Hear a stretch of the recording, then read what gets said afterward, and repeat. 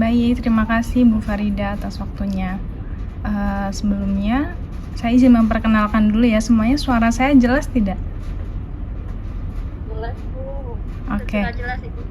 Oke, terima kasih. Sebelumnya perkenalkan, nama saya Atiyah Lutfiani Agustin, mahasiswa Pascasarjana Pendidikan Dasar Angkatan 2024. Sebagaimana yang telah disampaikan oleh Bu Farida. Nah, tujuan kami di sini adalah untuk menyampaikan refleksi aja ya sebenarnya terkait hasil observasi yang kemarin telah kita laksanakan di beberapa SD yang ada di wilayah Jakarta.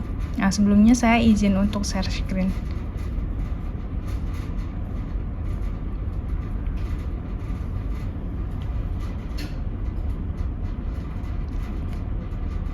Apakah sudah terlihat? Sudah Bu. Oke, terima kasih. Nah, baik, langsung saja. Yang pertama di sini saya akan merefleksikan hasil dari implementasi pembelajaran di sekolah dasar yang ada di SDN Petamburan 07 di Tanah Abang. Nah, untuk saya sendiri khususnya ini di mata pelajaran IPAS atau Ilmu Pengetahuan Alam dan Sosial. Nanti untuk Bu Farida sendiri di pembelajaran Pendidikan Pancasila gitu. Selanjutnya di sini kita mengenal dulu nih apa itu yang dimaksud dari IPAS. Muatan IPAS itu apa sih sebenarnya? Nah, di sini ada dua ya. Kalau IPAS berarti gabungan antara ilmu pengetahuan alam IPA dan juga ilmu pengetahuan sosial yaitu IPS. Nah, dari IPA sendiri tentu kita udah nggak asing dulu waktu sekolah ya. IPA sendiri mempelajari tentang ilmu alam, makhluk hidup, benda, energi, dan juga peristiwa di sekitar kita. Selanjutnya ada juga untuk IPS-nya itu mempelajari tentang manusianya atau kita sebagai makhluk hidup sendiri, lingkungan sosial, sejarah, dan juga cara hidup bersama dalam bermasyarakat. Mungkin terdengar agak IPA dan IPS itu dijadi satu gitu. Padahal dalam bukunya sendiri pun, buku pembelajarannya pun IPA dan IPS dipisah gitu. Di semester pertama, di semester ganjil itu IPA yang dipelajari, kemudian di semester genapnya semester 2 itu baru IPS gitu. Terus kenapa digabung gitu? Karena kan kalau dilihat secara ilmunya dulu waktu kita sekolah itu ada perbedaannya, IPA sama IPS itu kelihatan banget gitu. Nah, apa tujuan utamanya dari digabungnya ilmu IPA dan juga IPS ini? Nah, dari putusan Beskap nomor 32 terkait capaian pembelajaran yang ada di kurikulum Merdeka ini secara umum, yaitu adalah untuk membantu siswa memahami dunia di sekitar mereka secara menyeluruh gitu. Kenapa dibilang menyeluruh? Karena kita sebagai makhluk sosial, kita sebagai makhluk hidup, kita kan tinggal di lingkungan. Nah, lingkungan itu kan alam dari kita sendiri, sedangkan di dalam alam itu pun ada berbagai jenis makhluk hidup ya, benda, energi, dan juga peristiwa di sekitar kita gitu. Nah, disinilah tujuannya untuk kita mendalami secara menyeluruh. Namun sayangnya jika kita telaah lagi, ketika kita sudah memasuki ranah pembelajarannya tuh ternyata berbeda. IPA dan IPS tetap dipisah, tidak dijadikan satu. Nah, mungkin ini perlu dikaji ulang sama siapa? Pemerintah kita tentunya ya, karena kita kan tugasnya hanya untuk menelaah saja gitu, menelaah, mengoreksi. Selanjutnya adapun untuk mengerti pentingnya peraturan dan bagaimana interaksi sosial ini membantu menciptakan lingkungan yang harmonis. Karena tadi balik lagi, kita sebagai makhluk sosial ya yang tinggal di alam ini, tentunya di bumi. Nah, yang sering kita tahu adalah IPA itu yang mempelajari bagian-bagian dari bumi gitu, dan kita sebagai manusia, sebagai makhluk sosialnya yang tinggal di alam tersebut. Nah, jadi ya inilah penggabungan IPA dan IPS itu tujuannya sebenarnya untuk itu gitu. Hanya saja kurangnya dalam pemetaan dalam buku pembelajarannya itu masih kurang, karena ya tadi itu dipisah ternyata ketika di pembelajaran di sekolah IPA masuk di semester awal, IPS-nya masuk di semester genap. Jadi nggak ada penggabungan materi ketika penyampaian di sekolah. Selanjutnya ada untuk melatih keterampilan kolaborasi dan juga komunikasi. Dan yang terakhir untuk mendukung perkembangan literasi sains dan juga sosial sejak dini. Nah, selanjutnya di sini. Mohon maaf, ini kita sedang direkam berarti? Iya, betul Ibu. Oke, siap. Selanjutnya ada untuk mengenal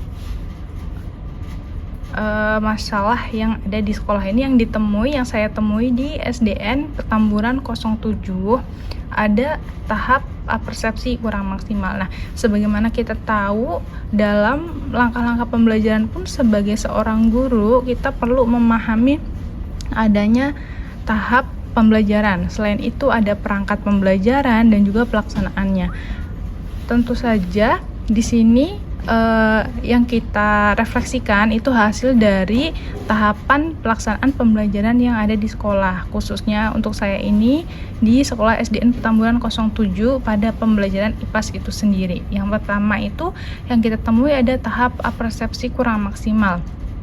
Karena di tahap persepsi itu biasanya kita memberikan kita ingin tahu sampai mana batas pengetahuan siswa itu sebelum kita memulai pembelajaran.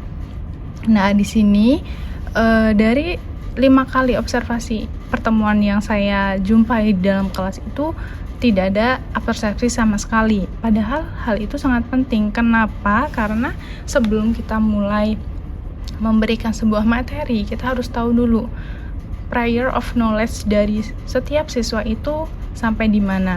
Jangan sampai yang siswa satunya belum tahu sama sekali dari landasan konsep teori materi yang akan kita berikan, gurunya sudah melangkah jauh gitu ya. Selanjutnya ada penguasaan materi terbatas pada buku teks.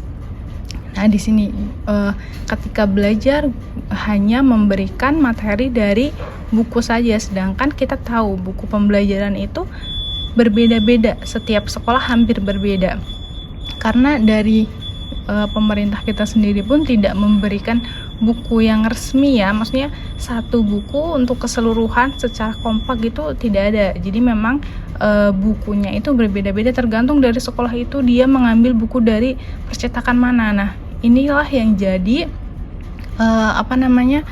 koreksian kita untuk yaitu pentingnya kita mencari bahan materi, bahan pokok pembelajaran itu lebih dari sekedar buku teks saja yang ada di sekolah gitu. Selanjutnya ada pendekatan pembelajaran tidak sesuai sintak atau model. Ada di sini DPEK belum terintegrasi. Mungkin sebelumnya itu terkenal sebagai TPEK ya, teknologi gitu. Nah, sekarang karena udah masuknya zaman digitalisasi, udah diganti sebutannya menjadi DPEK. Selanjutnya ada pelibatan peserta didik kurang merata. Nah, di sini banyak sekali kadang terjadi di beberapa sekolah, guru itu hanya melihat siswa-siswa yang aktif gitu, siswa yang pasif, siswa yang cenderung pendiam di kelas gitu ya. Mereka jadi tidak tersentuh sama perhatian guru itu gitu. Karena ya yang aktif menjawab, guru pasti lebih suka sama yang itu karena nggak perlu nunggu lama, nggak perlu bertele-tele mungkin ya. Jadi ketika guru bertanya, siswa yang paling aktif menjawab, oh ya sudah, yang lain terlupakan gitu. Nah, selanjutnya di sini ada media pembelajaran digunakan secara pasif. Mungkin kalau di sini bisa dilihat dari fasilitas sekolah, karena setiap sekolah itu berbeda-beda, ada yang fasilitasnya memang lengkap, ada yang memang keterbatasan. Namun hal itu sebenarnya tidak terlalu mempengaruhi ya bagaimana kreativitas guru mampu menggunakan media pembelajaran secara aktif gitu. Nah, nanti di sini kita bahas setelah merefleksikan beberapa masalah yang ditemukan di sekolah, kita perlu cari tahu apa sebenarnya yang perlu solusi untuk menangani hal-hal seperti ini gitu. Tentu saja satu hal yang perlu kita sangat-sangat pahami sebelum memberikan sebuah solusi, yaitu apa nanti peran dari guru itu sendiri. Nah, selanjutnya di sini ada beberapa foto dokumentasi, ada di kelas 3A dan juga 3B. ada di sini tentang penataan bangku siswa. Nah, di sini terlihat ada di kelas B bangku siswa yang ditata sedemikian rupa, dikelompokkan berdasarkan muridnya, dan juga di sini hanya berbaris 3 baris. Baris sebelah kiri, yang tengah, dan juga yang kanan gitu. Satu barisnya terdiri dari 3 bangku. Nanti bakal terlihat bagaimana perbedaan gaya belajar siswa yang duduk di bangku bermodel seperti ini dan juga yang berbaris seperti pada umumnya. Nah, di sini terlihat sekali perbedaannya. Ketika kursi bangku kelas cenderung dominan berbaris, guru hanya fokus di bagian depan saja, tidak bisa bergerak bebas seperti yang di kelas B. Ketika ada ruang, guru bisa bebas, guru banyak space untuk bisa mengontrol setiap siswa yang ada di dalam kelas. Sedangkan yang ini di belakang, di samping saya, main slam di belakang, tidak memperhatikan guru, ya karena guru hanya bisa fokus di bagian depan saja. Murid-murid yang ada di belakang, murid-murid yang cenderung pasif, itu mereka akhirnya asik bermain sendiri gitu, tidak mendengarkan guru. Selanjutnya, nah ini ada 2 video.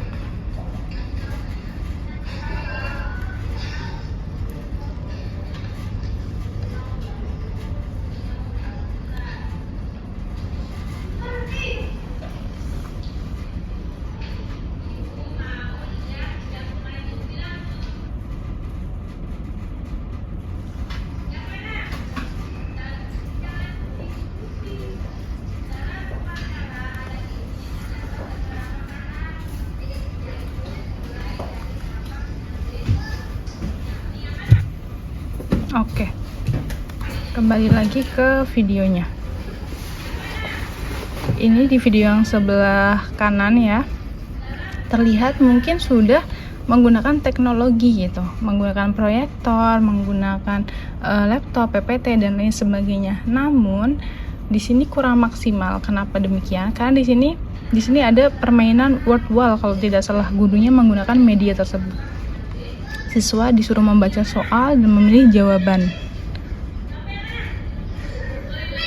Namun, kenapa dibilang kurang maksimal? Karena di sini ada waktu yang terus berjalan. Jadi di sini posisinya siswa itu belum memahami betul apa yang mereka baca dari soal tersebut. Karena diburu waktu, mereka asal menjawab. Di sini untuk pemilihannya, memang terlihat sudah teknologi bagus gini sesuai dengan TPEK atau DPEK-nya. Namun tidak bisa kita sembarang menggunakan media digital dan lain sebagainya supaya terlihat maju atau dibilang udah bagus, udah keren menggunakan ini. Tapi yang paling penting adalah kemaksimalan dari penggunaan media tersebut gitu. Ini terlihat udah menggunakan media digital dan lain sebagainya, tapi siswa di sini hanya asal menjawab pertanyaan. Kenapa demikian? Ya karena ini aplikasi atau yang digunakan medianya itu terbatas waktu, pengaturannya kurang tepat untuk siswa. Soal di sini kalau diperbesar itu layar pertanyaan, soal dan lainnya itu kecil gitu. Jadi siswa sebenarnya itu belum selesai membaca soal karena diburu-buru untuk menjawab. Ya udah, mereka asal menjawab, kalau benar ya itu berarti mereka beruntung gitu. Nah, selanjutnya kira-kira jika terjadi hal seperti ini, tadi ada beberapa masalah, ini yang perlu kita perhatikan. Apa saja tugas atau peran kalian nantinya sebagai calon guru semua ya, di sini PGSD gitu kan, ketika di sekolah gitu. Tadi ada 6 permasalahan yang kita temuin di sekolah gitu. Nah, dari karena permasalahan itu bisa kita atasi dengan solusi kita mengetahui dulu. Sebelum kita terjun semua di lapangan, di sekolah, kita perlu memahami nih peran dan juga tugas kita di sekolah nantinya itu bagaimana. Yang pertama di sini, guru sebagai pendidik, udah pasti itu nomor 1. Kenapa? Ya karena nanti kalian ini yang akan membantu siswa itu untuk belajar, tumbuh secara pengetahuan, sikap, dan juga keterampilan. tidak hanya mengajarkan namun juga memberi contoh. Makanya sering dibilang ada istilah kalau guru itu kan kepanjangan dari digugu dan juga ditiru ya, karena memang betul bagaimana kita mengajarkan nanti hal itu juga akan diikuti oleh siswa kita gitu, memberikan contoh. Selanjutnya ada guru sebagai fasilitator. Nah, di sini poinnya. Guru ini di sini menciptakan suasana belajar yang menyenangkan, aktif, bermakna, menyediakan berbagai cara belajar yang sesuai dengan kebutuhan siswa. Nah, seperti tadi dari beberapa video dan juga foto, ada tadi guru yang di kelas A kursi barisannya hanya berbaris saja menjadi 3 baris, dan kursi di kelas 3B yang dibagi sesuai berkelompok gitu. Terlihat bagaimana kondisi guru yang kursinya dibagi-bagi, guru lebih aktif, ada space di dalam kelas untuk guru bisa mengkoordinator semua murid gitu. Jadi murid bisa terlihat semuanya bagaimana belajarnya. Berbeda sama tadi yang di kelas 3A, gurunya hanya fokus di depan karena kursinya hanya berbaris saja, siswa yang di belakang aktif bermain sendiri, bermain sama teman sebangkunya, tidak mendengarkan gitu kan. Nah, kemudian gimana caranya kita menyesuaikan dengan kebutuhan siswa? Karena mungkin kalau sudah pernah belajar karena udah semester 4 ya berarti ya, kalau sudah pernah belajar di kelas ada itu pembelajaran tentang berdiferensiasi, di mana sebelum masuk nanti itu guru itu ada namanya penilaian awal siswa. Nah, itu penting sekali untuk kita mengetahui bagaimana gaya belajar siswa, karakter siswa itu sendiri ya, fungsinya untuk apa ya, untuk memenuhi kebutuhan siswa tersebut. Ketika tadi yang contohnya gurunya ketika di kelas bangkunya hanya monoton, hanya berbaris seperti biasanya, kita tidak tahu mana siswa yang aktif, mana siswa yang pasif. Siswa yang aktif misal duduknya di bangku depan, siswa yang pasifnya di belakang, wah itu udah sama sekali tidak tersentuh ya kan, udah yang di belakang nggak terlihat, nggak ternotis gitu, siswanya juga pendiam, ya udah itu nanti malah sama sekali mereka tidak menumbuhkan rasa percaya dirinya juga. Nah, jadi di sini guru sebagai fasilitator itu ya di situ fungsinya. Bagaimana kita menciptakan suasana belajar yang aktif, bagaimana kita memenuhi kebutuhan siswa. Tadi di kelas 3B salah satu contohnya itu sudah betul ketika kita mengelompokkan kursi siswa, bangku siswa, tapi juga tidak bisa asal karena kita harus memperhatikan karakter dan juga gaya belajar setiap siswa tersebut gitu. Selanjutnya di sini guru sebagai pembimbing. Nah, yaitu mendampingi siswa dalam perkembang belajar dan juga emosinya. Nah, di sini ada juga di hasil observasi yang saya temukan di sekolah itu, ketika salah satu kelompok siswa baris sebelah kanan benar menjawab ataupun salah, itu malah gurunya mengiring untuk memberikan bukan tepukan tapi sorakan gitu. Nah, itu perlu sangat diperhatikan. Kenapa demikian? Karena hal itu juga menjadi salah satu pemicu emosional siswa juga gitu.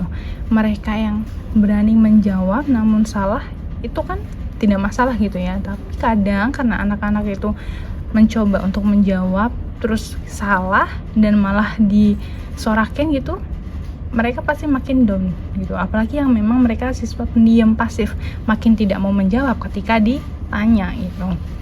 Selanjutnya di sini ada guru sebagai sumber inspirasi, di mana nanti kalian ini adalah menjadi seorang panutan gitu ya. Sikap, ucapan kita dan juga cara kalian nantinya bersikap di dalam kelas itu akan dicontoh oleh siswa. Sebagaimana tadi poin yang pertama, guru itu sebagai pendidik gitu kan.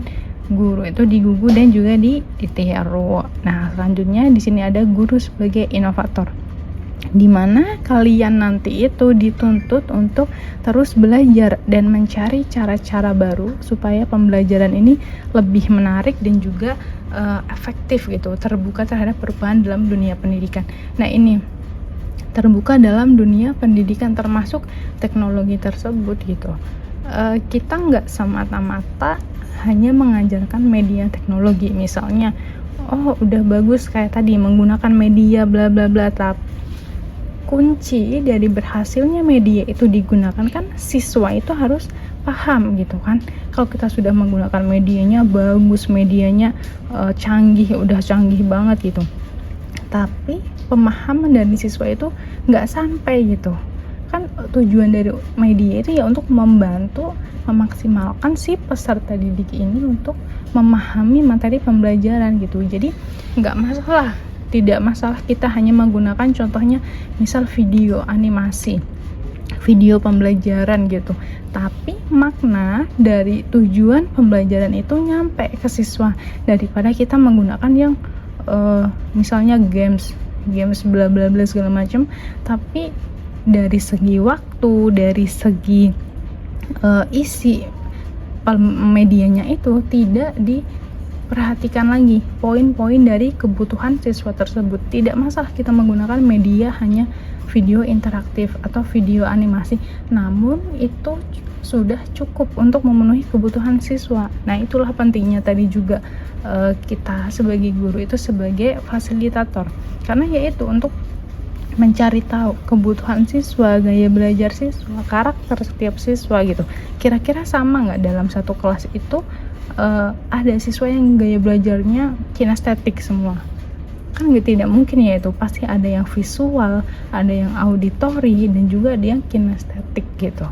Nah, selanjutnya yang terakhir di sini ada guru sebagai pembentuk lingkungan sekolah yang positif.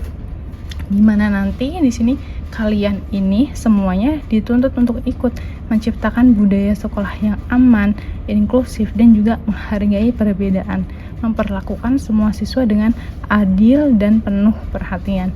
Nah, ini juga menjadi salah satu poin dari tadi itu, salah satu manfaat dari kenapa bangku siswa itu perlu adanya modifikasi, tidak hanya baris berbaris seperti dulu gitu ya, dominan baris berbaris gitu ya, karena supaya siswa itu mendapat perhatian secara menyeluruh gitu.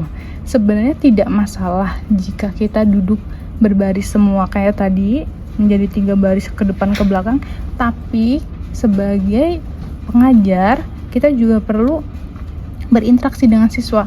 Kalau kaliannya aktif, misal nggak masalah bangkunya berbaris tapi kalian aktif ke depan, ke belakang, ke samping gitu, nggak masalah gitu. Yang penting kita harus memperlakukan semuanya, semua siswa murid kita itu dengan adil dan juga penuh perhatian. Nah, mungkin beberapa dari solusi dari beberapa permasalahan tadi yaitu kita harus memahami pentingnya tugas kita, terutama sebagai fasilitator dan juga inovator dan juga pendidik tadi gitu. Ketika kita memahami peran dan tugas kita yang seharusnya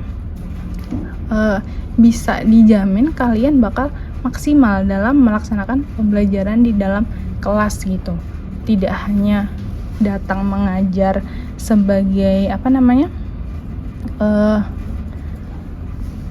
hanya memenuhi kebutuhan saja, sampai kelas mengajar pulang selesai gitu, karena tidak semudah itu. Jadi kita harus memahami betul apa yang menjadi kebutuhan siswa, apa yang menjadi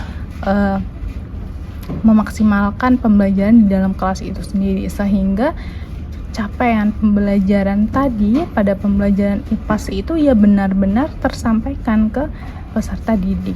Nah, pada kesimpulannya di sini, dalam kondisi keterbatasan fasilitas sekolah, peran guru ini memang sangat krusial ya, terutama sebagai fasilitator, motivator, sekaligus inovator dalam proses pembelajaran.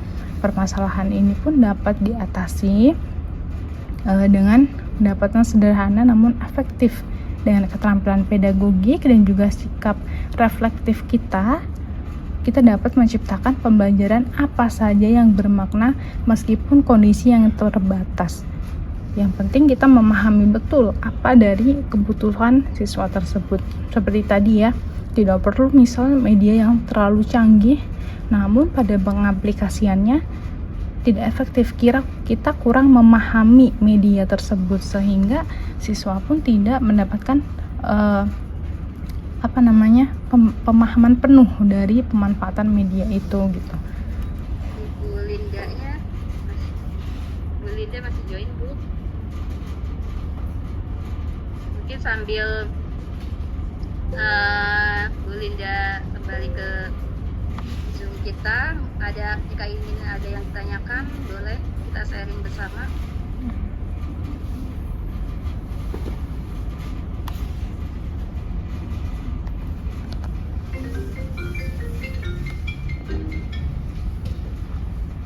PGSD juga terima kasih sudah berpartisipasi. Mungkin kita tutup perkuliahan ini. Assalamualaikum warahmatullahi wabarakatuh. Waalaikumsalam warahmatullahi wabarakatuh. Terima kasih Bu Linda dan teman-teman Iya. atas waktunya. Ya, saya dan rekan-rekan SATG. Iya, pamit ya. Ya, Iya,